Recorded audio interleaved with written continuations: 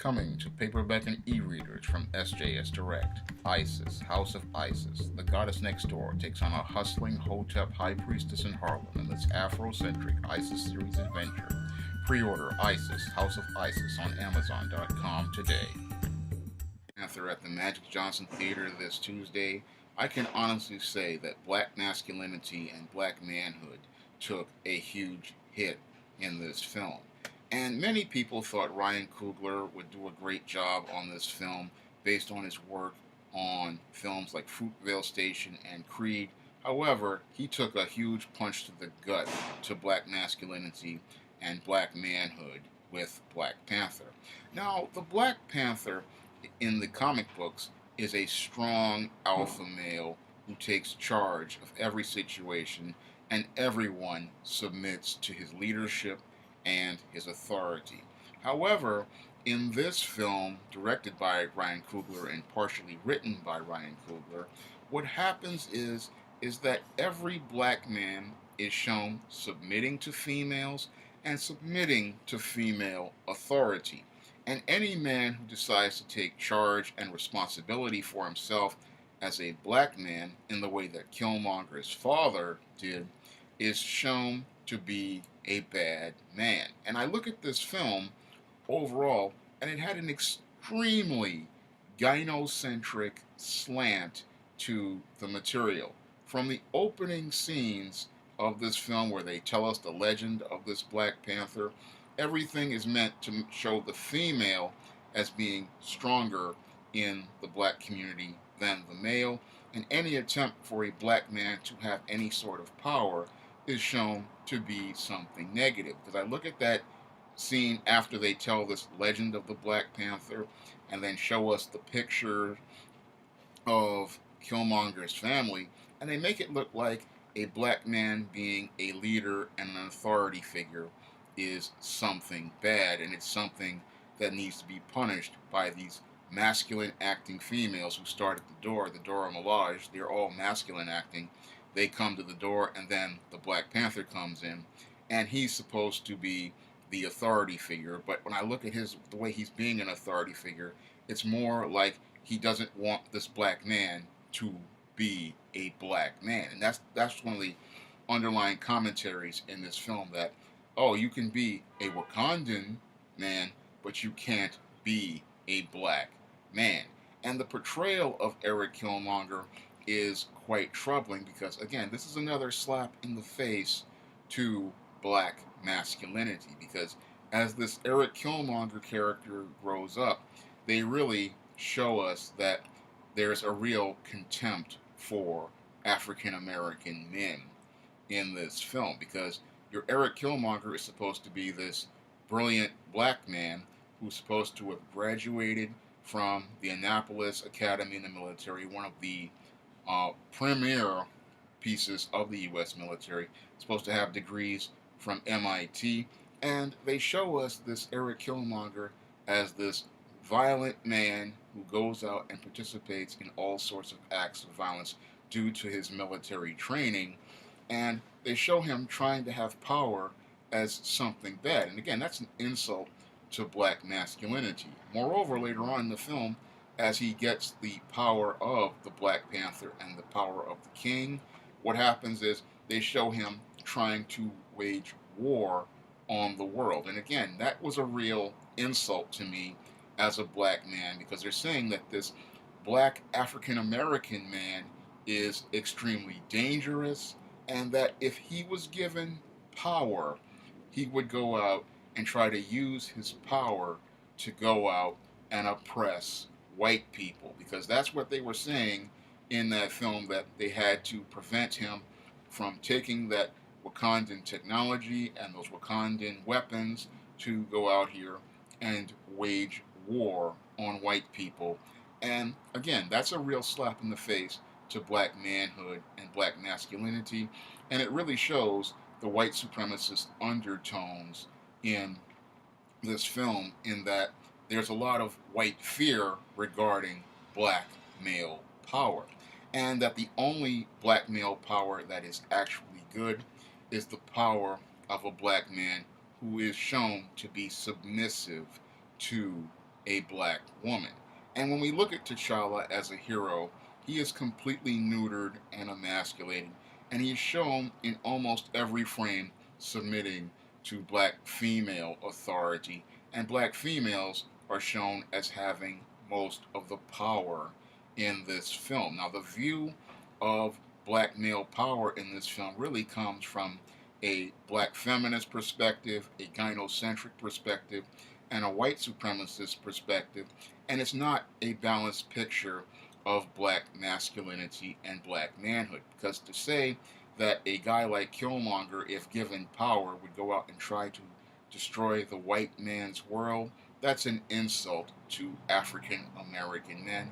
And then to say that this African male is supposed to be better for the world is another insult, because it's saying that he is only considered good if he submits to black female authority and black female gynocentrism and white supremacy overall, and that the only way to give black people power, economic and political, is through the same paternalistic white supremacist view. Because I look at the end of the movie where T'Challa goes back to Oakland and he's talking about opening a community center, and that smacks of the same paternalism that white people have regarding black people. And again, that's a real insult to black men. And then they announce they're going to share their tech with the world, but that's paternalism, and it comes from a really paternalistic view.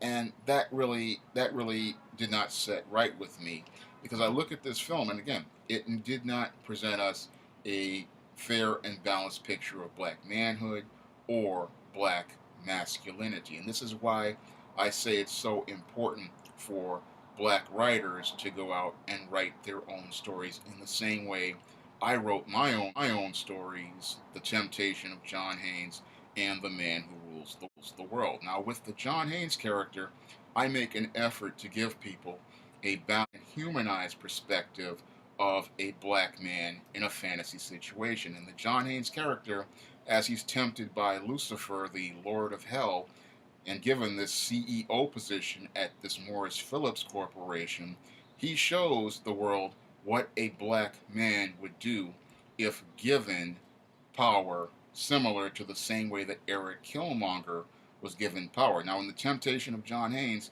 I compare the CEO of a major American corporation to the same level as being a god or a king in this world of mythology and the world of monarchies. And having that type of power, you have the power to do almost anything you want. And what the John Haynes character does is he's not out to get revenge on many of the people who have wronged him or to destroy the world and reshape the world. No, what he wants to do is help out those in the black community.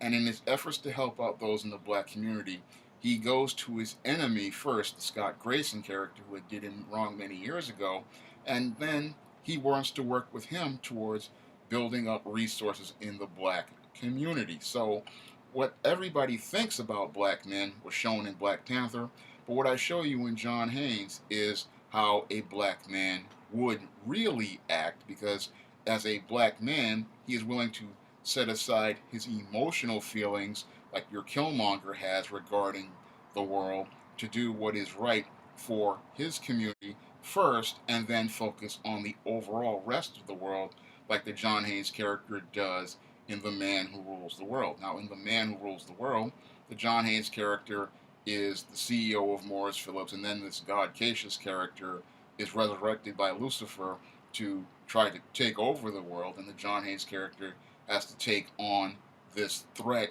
again from this God Cassius character, who was a malevolent despot who wants to try to conquer the entire world like he did in ancient times with his gem of omnipotence. And in this story, again, we see the John Haynes character taking the lead as a black man, and he's not looking to oppress anyone, he's not looking to destroy other people, he's looking to protect and preserve people's rights and freedoms that they have under Jesus Christ, and give them their right to live in a free world where they have free will. That's what he wants to do in The Man Who rules the world.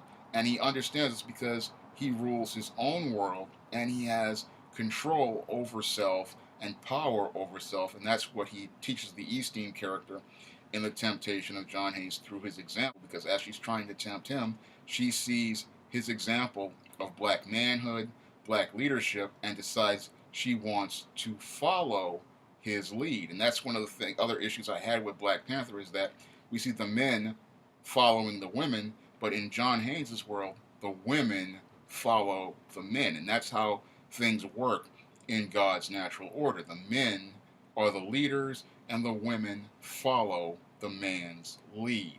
And when you have that order, that's when things can get productive. But what I saw in Black Panther was someone who came from a single mother household perspective in writing their story and not an objective perspective. And when I was writing John Haynes, I always made an effort to come from an objective perspective because I wanted to make an effort to give people a positive and balanced and humanized image of black manhood, black masculinity, and help them understand what a black man would do if given power. Because a lot of people think that if you give a black man power, he will go out here and then try to oppress others. But the real, as I see it, test of power is when that man has been given power, because it's a real test of his character. A man of true character is going to use his power to help others, empower others, and help others move ahead in their lives.